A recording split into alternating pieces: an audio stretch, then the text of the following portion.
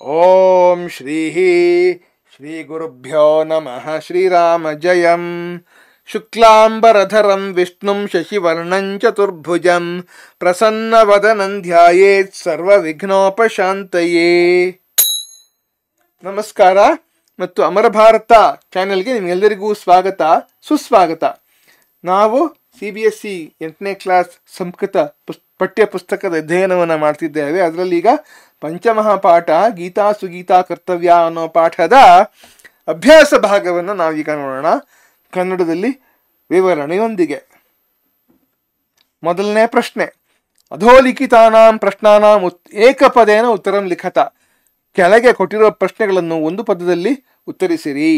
ಶ್ರದ್ಧಾವಾನ್ ಜನಃ ಕಿಂ ಲಭತೆ. ಶ್ರದ್ಧೆಯುಳ್ಳವನು ಏನನ್ನ ಪಡಿತಾನೆ ಅಂತಂದ್ರೆ ಜ್ಞಾನಂ ಲಭತೆ. ಶ್ರದ್ಧಾವಾನ್ ಲಭತೆ ಜ್ಞಾನಂ ಅನ್ನುವಂಥದ್ದು ಶ್ಲೋಕದ ಮಾತು. ಕಸ್ಮಾತ್ ಸಮೋಹ ಜಾಯತೆ. ಯಾವುದರಿಂದ ಮನಸ್ಸಿನ ಗೊಂದಲ ಉಂಟಾಗತ್ತೆ ಅಂತಂದ್ರೆ ಕ್ರೋಧಾತ್. ಕ್ರೋಧಾತ್ ಭವತಿ ಸಮೋಹ. ಸಮೋಹಾತ್ ಕಿಂ ಜಾಯತೆ. ಸಮೋಹದಿಂದ, ಗೊಂದಲದಿಂದ ಏನುಂಟಾಗತ್ತೆ? ಕನ್ಫ್ಯೂಷನ್ ಲೀಡ್ಸ್ ಟು ವಾಟ್ ಅಂತಂದ್ರೆ ಸ್ಮೃತಿ ವಿಭ್ರಮ. ಸಮೋಹಾತ್ ಸ್ಮೃತಿ ವಿಭ್ರಮ.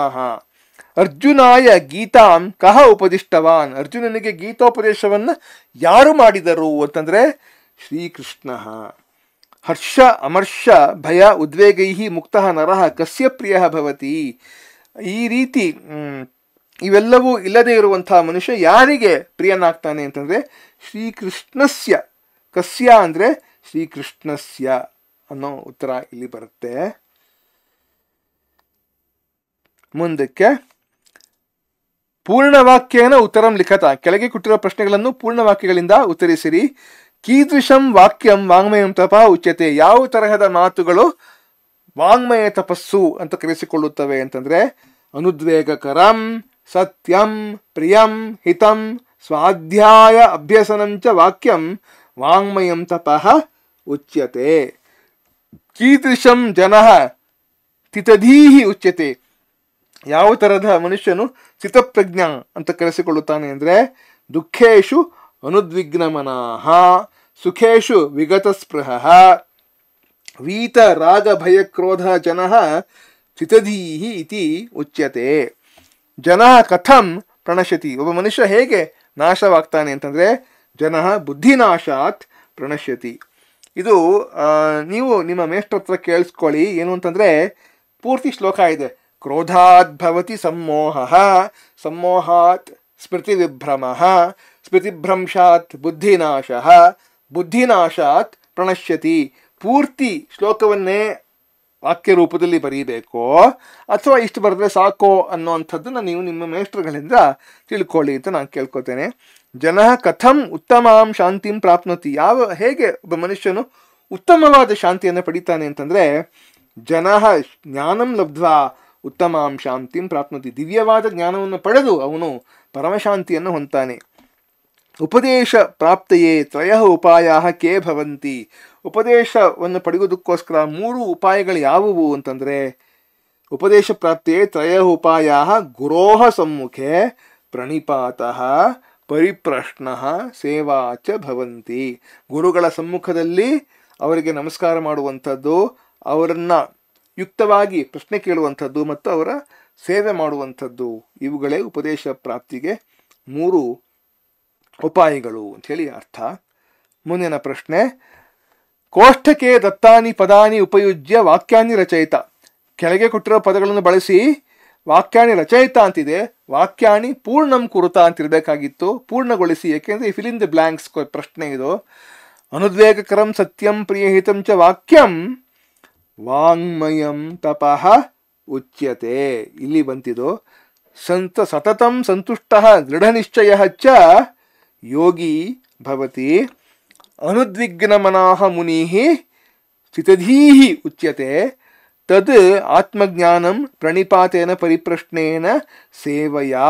ಇಲ್ಲಿದೆ ಚ ವಿದ್ಧಿ ಸಮೋಹಾತ್ ಸ್ಮೃತಿ ವಿಭ್ರಮ ಭವತಿ. ನೋಡಿ 5 ಪದಗಳಿಲ್ಲಿದೆ. ವಾಂಗ್ಮಯಂ ಇಲ್ಲಿ, ಯೋಗಿ ಇಲ್ಲಿ, ಚಿತಧೀಹಿ ಇಲ್ಲಿ, ಸೇವಯ ಇಲ್ಲಿ ಮತ್ತು ಸ್ಮೃತಿ ವಿಭ್ರಮ ಇಲ್ಲಿ. 5 ವಾಕ್ಯಗಳು, 5 ಈ ಪ್ರಶ್ನೆಯಲ್ಲಿ. ಮುಂದಕ್ಕೆ ಅಧೋಲಿಖಿತಾನಿ ಪದಾನಿ ಉಪಯುಜ್ಯ ವಾಕ್ಯಾನಿ ರಚಯಿತ, ಕೆಳಗಿನ ಪದಗಳನ್ನು ಉಪಯೋಗಿಸಿ ವಾಕ್ಯಗಳನ್ನು ರಚಿಸಿರಿ ಅಂತ ಹೇಳ್ತಾರೆ. ಉಚ್ಯತೆ ಸಮತ್ವಂ ಯೋಗ ಉಚ್ಯತೆ, ಇದು ಗೀತೆಯ 2ನೇ ಅಧ್ಯಾಯದಲ್ಲಿ ಬರುವ ಒಂದು ವಾಕ್ಯ, ಒಂದು ಶ್ಲೋಕದಲ್ಲಿ ಬರುವ ವಾಕ್ಯ. ಚ ಅಂದರೆ ರಾಮ ಚ ಲಕ್ಷ್ಮಣ ಚ ಭ್ರಾತರೌ ಸ್ತಃ, ರಾಮ ಲಕ್ಷ್ಮಣರಿಬ್ಬರು ಕೂಡ ಸಹೋದರರು. ನ ಅಂತಂದರೆ ಅನೃತಂ ನ ಬ್ರೂಯಾತ್, ಸುಳ್ಳನ್ನು ಹೇಳಬಾರ್ದು ಅಂಥೇಳಿ. ಲಬ್ಧ್ವಾ ಜ್ಞಾನಂ ಲಬ್ಧ್ವಾ ಜನ ಪರಾಂ ಶಾಂತಿಂ ಆಪ್ನೋತಿ, ಜ್ಞಾನವನ್ನು ಪಡೆದು ಒಬ್ಬ ಮನುಷ್ಯನು ಪರಮಶಾಂತಿಯನ್ನು ಪಡೀತಾನೆ ಅಂಥೇಳಿ. ಕುರ್ಯಾತ್ ಸತ್ಕಾರ್ಯಂ ಏವ ಕುರ್ಯಾತ್, ಒಳ್ಳೆಯ ಕಾರ್ಯವನ್ನೇ ಮಾಡತಕ್ಕದ್ದು, ಮಾಡಬೇಕು ಅಂಥೇಳಿ ಈ 5 ವಾಕ್ಯಗಳು. ಪಾಠಾನುಸಾರಂ ಸಮುಚಿತೇನ ಪದೇನ ಶ್ಲೋಕಂ ಪೂರಯಿತ, ಶ್ಲೋಕವನ್ನು ಸರಿಯಾಗಿ ಪೂರ್ಣಗೊಳಿಸಿರಿ. ಶ್ರದ್ಧಾವಾನ್ ಲಭತೆ ಜ್ಞಾನಂ ತತ್ಪರಃ ಸಂಯತೇಂದ್ರಿಯಃ. ಸ್ವಾಧ್ಯಾಯಾಭ್ಯಸನಂಚೈವ ವಾಂಗ್ಮಯಂ ತಪ ಉಚ್ಯತೆ. ಸಂತುಷ್ಟ ಸತತಂ ಯೋಗಿ ಯಥಾತ್ಮ ದೃಢ ನಿಶ್ಚಯಃ. ಕ್ರೋಧಾತ್ ಭವತಿ ಸಮ್ಮೋಹಃ, ಸಮ್ಮೋಹಾತ್ ಸ್ಮೃತಿ ವಿಭ್ರಮಃ. ತದ್ವಿಧಿ ಪ್ರಣಿಪಾತೇನ ಪರಿಪ್ರಶ್ನೇನ ಸೇವಯ. ಉದಾಹರಣೆಯ ಪ್ರಕಾರ ಕೆಳಗಿನ ಪದಗಳನ್ನು ಸ್ತ್ರೀಲಿಂಗಕ್ಕೆ ಪರಿವರ್ತಿಸಿರಿ ಅಂತ ಹೇಳಿ. ಉದಾಹರಣಾನುಸಾರಂ ಪದಾನಿ ಸ್ತ್ರೀಲಿಂಗೆ ಪರಿವರ್ತಯತ. ಶ್ರದ್ಧಾವಾನ್ ಶ್ರದ್ಧಾವತಿ, ಬುದ್ಧಿಮಾನ್ ಬುದ್ಧಿಮತಿ. ಎಲ್ಲೆಲ್ಲಿ ವಾನ್ ಅಂತಿದೆಯೋ ಅಲ್ಲಿ ವತಿ ಅಂತಾಗತ್ತೆ, ಇಲ್ಲಿ ಮಾನ್ ಅಂತಿದೆಯೋ ಅಲ್ಲಿ ಮತಿ ಅಂತಾಗತ್ತೆ. ಗುಣವಾನ್ ಗುಣವತಿ, ಆಯುಷ್ಮಾನ್ ಆಯುಷ್ಮತಿ, ಕ್ಷಮಾವಾನ್ ಕ್ಷಮಾವತಿ, ಜ್ಞಾನವಾನ್ ಜ್ಞಾನವತಿ, ಶ್ರೀಮಾನ್ ಶ್ರೀಮತಿ. ಎಲ್ಲಿ ವಾನ್ ಇದೆಯೋ ಅಲ್ಲಿ ವತಿ, ಎಲ್ಲಿ ಮಾನ್ ಇದೆಯೋ ಅಲ್ಲಿ ಮತಿ.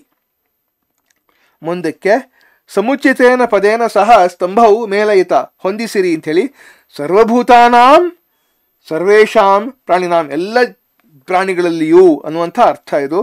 ಅನುದ್ವಿಗ್ನ ಮನಃ ಯಸ್ಯ ಮನಃ ವಿಚಲಿತಂ ನ ಭವತಿ, ಯಾರ ಮನಸ್ಸು ಒಂದು ರೀತಿ ಆತಂಕಕ್ಕೆ ಒಳಪಡುವುದಿಲ್ಲವೋ, ಒಳಗಾಗುವುದಿಲ್ಲವೋ. ಹಿತಧೀಹಿ ಸ್ಥಿರಮತಿಮಾನ್, ಸ್ಥಿರವಾದ ಮನಸ್ಸುಳ್ಳವನು, ಚಂಚಲವಾದ ಮನಸ್ಸಿಲ್ಲದವನು ಅಂಥೇಳಿ.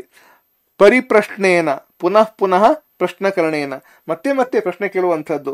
ಅಂದರೆ ಎಷ್ಟೆಷ್ಟು ಗೊಂದಲಗಳು ಬರ್ತೋ ಅವುಗಳನ್ನೆಲ್ಲವನ್ನೂ ಪರಿಹರಿಸಿಕೊಳ್ಳುವುದಕ್ಕೋಸ್ಕರ ಪ್ರಶ್ನೆ ಕೇಳುವಂಥದ್ದು. ಸಂಯತೇಂದ್ರಿಯ ಇಂದ್ರಿಯ ಸಂಯಮಿ. ಮುಂದಕ್ಕೆ ಶ್ರೀಮದ್ ಭಗವದ್ಗೀತಾಯ ವಿಷಯ ಪಂಚವಾಕ್ಯಾನಿ ಲಿಖತ, ಭಗವದ್ಗೀತೆಯ ವಿಷಯದಲ್ಲಿ ಬಗ್ಗೆ 5 ವಾಕ್ಯಗಳನ್ನು ಬರೆಯಿರಿ ಅಂತ ಹೇಳಿದ್ದಾರೆ. ಶ್ರೀಮದ್ ಭಗವದ್ಗೀತಾ ಶ್ರೀಮನ್ ಮಹಾಭಾರತೆ ಭೀಷ್ಮ ಪರ್ವೆ ಅಸ್ತಿ. ಭಗವದ್ಗೀತೆಯು ಶ್ರೀಮನ್ ಮಹಾಭಾರತದಲ್ಲಿ ಇರುವ ಭೀಷ್ಮ ಪರ್ವದಲ್ಲಿ ಇದೆ. ಅರ್ಜುನಂ ಉದ್ದೇಶ್ಯ ಶ್ರೀಕೃಷ್ಣಸ್ಯ ಉಪದೇಶ ಶ್ರೀಮದ್ ಭಗವದ್ಗೀತಾಯಾಂ ವರ್ತತೆ. ಅರ್ಜುನನನ್ನು ಉದ್ದೇಶಿಸಿ ಭಗವಂತನಾದ ಶ್ರೀಕೃಷ್ಣನ ಉಪದೇಶವೇ ಶ್ರೀ ಭಗವದ್ಗೀತೆಯಲ್ಲಿ ಇರುವಂಥದ್ದು. ಶ್ರೀಮದ್ ಭಗವದ್ಗೀತಾಯಾಂ 18 ಅಧ್ಯಾಯ ಸಂತಿ, ಭಗವದ್ಗೀತೆಯಲ್ಲಿ 18 ಅಧ್ಯಾಯಗಳಿವೆ. ಶ್ರೀಮದ್ ಭಗವದ್ಗೀತಾಯಾಂ ಕರ್ಮಯೋಗಸ್ಯ ಜ್ಞಾನಯೋಗಸ್ಯ ಭಕ್ತಿಯೋಗಸ್ಯ ವೈರಾಗ್ಯಸ್ಯ ಶರಣಾಗತೆ ಚ ವರ್ಣನಮಸ್ತಿ. ಭಗವದ್ಗೀತೆಯಲ್ಲಿ ಕರ್ಮಯೋಗದ, ಜ್ಞಾನಯೋಗದ, ಭಕ್ತಿಯೋಗದ, ವೈರಾಗ್ಯದ, ಶರಣಾಗತಿಯ ವರ್ಣನೆ ಇದೆ. ಶ್ರೀಮದ್ ಭಗವದ್ಗೀತಾಯಾಂ 700 ಶ್ಲೋಕಾ ಸಂತಿ, ಭಗವದ್ಗೀತೆಯಲ್ಲಿ 700 ಶ್ಲೋಕಗಳು ಇವೆ. ನಿಮಗೆ ಈ ವಿಡಿಯೋ ಇಷ್ಟವಾದಲ್ಲಿ ಹಾಗೂ ಈ ಚಾನೆಲ್ಗೆ ಸಹಾಯ ಮಾಡುವ ಇಚ್ಛೆ ಇರುವಲ್ಲಿ ಸೂಪರ್ ಥ್ಯಾಂಕ್ಸ್ ಬಟನನ್ನು ಉಪಯೋಗಿಸಿ, ಯೂಟ್ಯೂಬಲ್ಲಿ ಇರುವಂತಹ ಸೂಪರ್ ಥ್ಯಾಂಕ್ಸ್ ಉಪಯೋಗಿಸಿ ಸಹಕರಿಸಬಹುದು. ಕೆಳಗೆ UPI ಐಡಿಯನ್ನು ಕೊಟ್ಟಿರುತ್ತೆ. ನಿಮ್ಮ ಸಹಕಾರಕ್ಕೆ ನನ್ನ ಧನ್ಯವಾದಗಳು. ಇಲ್ಲಿಗೆ ಈ ವಿಡಿಯೋವನ್ನು ಮುಗಿಸುವ ಸಮಯ ಬಂತು. ಲೈಕ್ ಮಾಡಿ, ಸಬ್ಸ್ಕ್ರೈಬ್ ಮಾಡಿ, ಶೇರ್ ಮಾಡಿ. ಮುಂದಿನ ವಿಡಿಯೋಲ್ಲಿ ಬರ್ತೇನೆ ಮುಂದಿನ ಪಾಠದೊಂದಿಗೆ. ಯೂಟ್ಯೂಬ್ ಅಮರ ಭಾರತ. ಶುಭಂ ಭೂಯಾತ್, ಮಂಗಳಮಸ್ತು, ವಂದೇ ಮಾತರಂ. ಸರ್ವಂ ಶ್ರೀ ಕೃಷ್ಣಾರ್ಪಣಮಸ್ತು.